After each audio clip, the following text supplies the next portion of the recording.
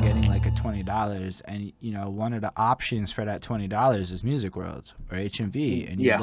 you'd get like freaking excited, and you go like cop some album, like you know blind buy some shit or whatever. Do you remember? I don't know if it was maybe before your time, but you went to Sam the Record Man I when we did had in? not. I'm aware of what Oh, it is because I've been educated on the subject, but no, yeah, yeah. I never did. We had one in back in the day at it was on St. Catherine Street. I don't remember where exactly, but I remember a lot of times if it's not HMV, I would go to Sam the Record Man, and I would like ditch classes to go to high school, go to like take a bus downtown and just hang around and just buy CDs or just hang around. So those were another other times that I kind of remember a lot. Just So you you know, I like had like hung you out had in the I had record store like you would see people do in the movies, kind of thing. yeah, I did it like because it was like I don't do it as maybe often as like maybe a hardcore like music listener, but I remember a lot of times just to be Hmm. happy in life, I would go to a record shop and just hang Shit. around and look I through. just remembered that like they used to have those listening stations where like Yeah, prior to the internet, this is one of the yeah, only ways you could peep a new album ahead of time, and they would have the shit with explicit lyrical content available in those too. So you'd yep, be like, yep. "Yo, I can go bump that music my mom said I couldn't play."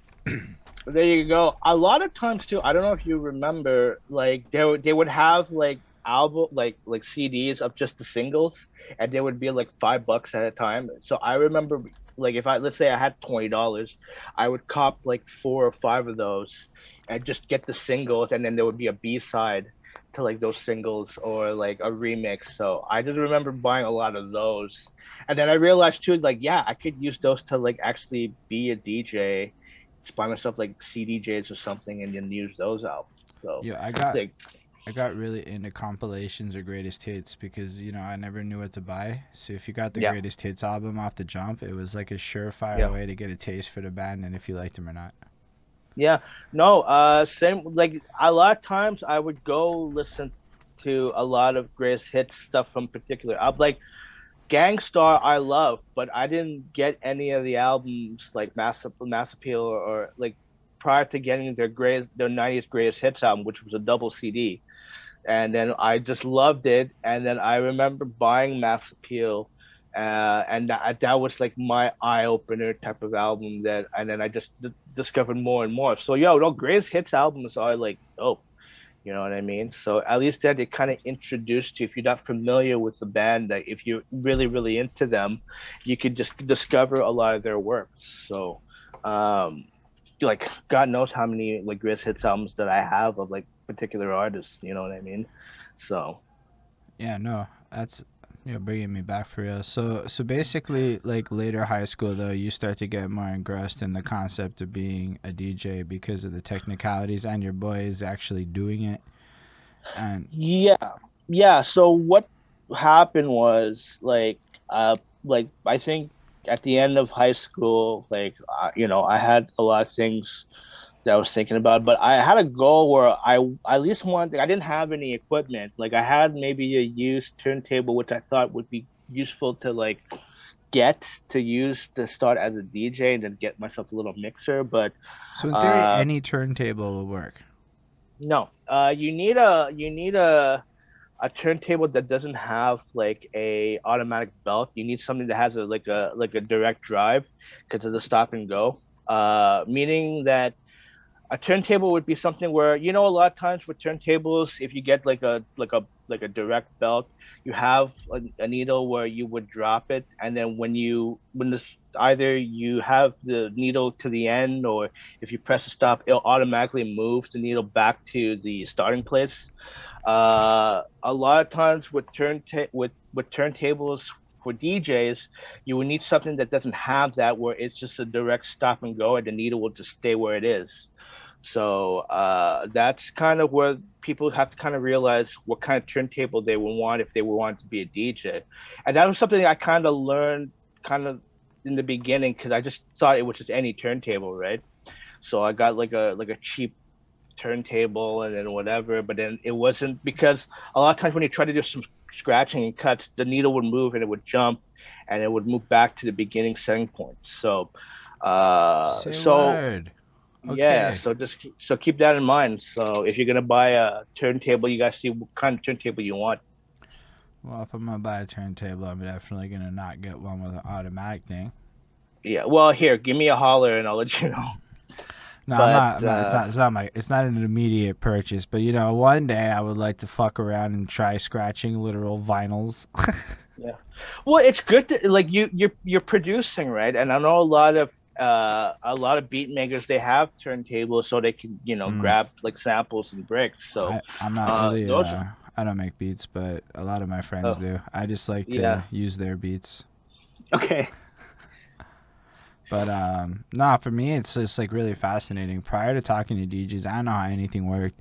I didn't really get any of it. And then as you guys describe it, I'm like, say a word. So there's multiple kinds of turntables. Okay. Mm. Pretend I There's know. multiple kinds. It's multiple kinds of turntables, multiple kinds of because we have there's two turntables you would use, right? And then in the middle there's this like little box. It's a mixer basically. Basically, what the mixer does, it kind of controls like kind of the sound pitch and the volume and kind of like you would manipulate it, have it sway from one side of the turntable to the other. And then that's kind of how DJs would start. So, but there's also various types of mixers for those who just want to mix, and then there's ones that don't, just want to scratch. There's ones that are like both. There's a lot of deep So a technicality on that too. mixer, as So, I understand it, is the little console that takes all the various sounds and lets you manipulate them on the fly. That's what a yep, mixer's job is. I only yep. have any idea because we used a mixer for the first time last week, so I actually had to look at this motherfucker and think about how it worked as Chris was spinning knobs and shit trying to learn how to live engineer. This Say is my word. baby. That's what Ismail was asking about now. Say a word. Look at that. Well, I guess that's not the turntables. That's the Well, mixer. no, but this is the mixer. Well, this is kind of an not older, but because there's like newer brands of this type of mod. But this is my baby, the Fuck Pioneer me. DJM S9. It's Yeah, so the little buttons are like the little drum pad kind of thingies, or where you hold sounds. yeah. Well, again, it's like you have cross-threaded gear. You put it on one side to hit to one turntable. You put it on the other side, hits to the other turntable. These ones here are kind of volume knobs, volume kind of settings for like how loud you want each turntable to be.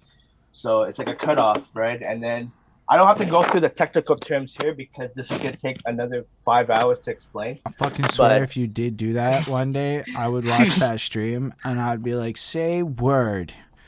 That's what all the things do. Cause but for me, from my perception, it's a guy stands there and I understand the flicking of the switches left and right. I get the volume yeah, control, and I yeah. just assume everything else is like live EQs and shit to make sure everything sounds like the right balance of shit.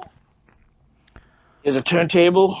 You That's know what I mean? fucking cool. And to tell you how much of a crazy person I am, I have seven turntables. Like no seven, five. Sorry, five turntables.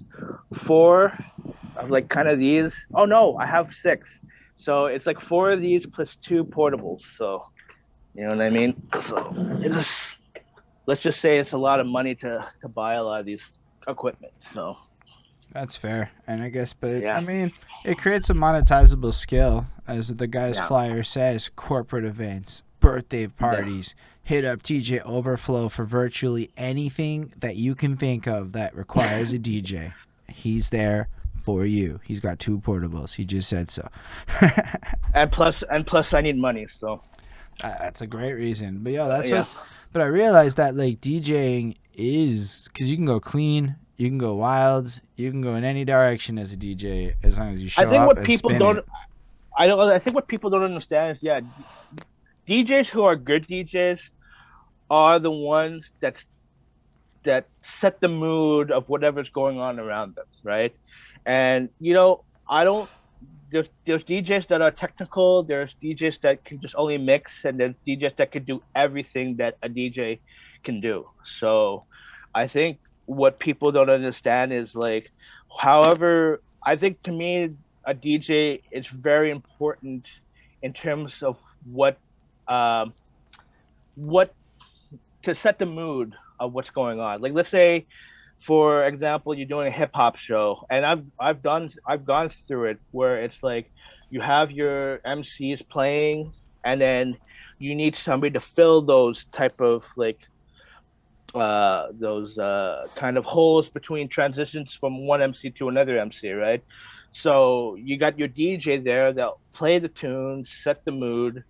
You got a lot of DJs that can open up shows to kind of hype whoever the main act's gonna be, or if you're gonna be going out for a good night, you have DJs that can rock party. You know what I mean? And then also just DJs there that are just musically inclined to be artists, where they would use again the turntables and the mixer as an instrument, and just kind of be their own artists, and you know just set the mood, like they're like there for a concert. You know what I mean?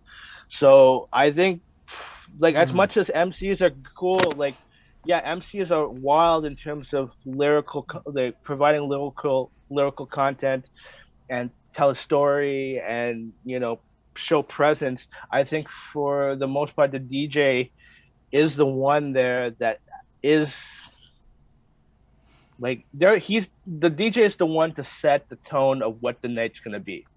So Yeah, I fucks you know with what I mean? that. And It's yeah, almost like the DJ is the drummer in the band that holds it down, and the guitarist sounds good if the drummer's tight. that's it.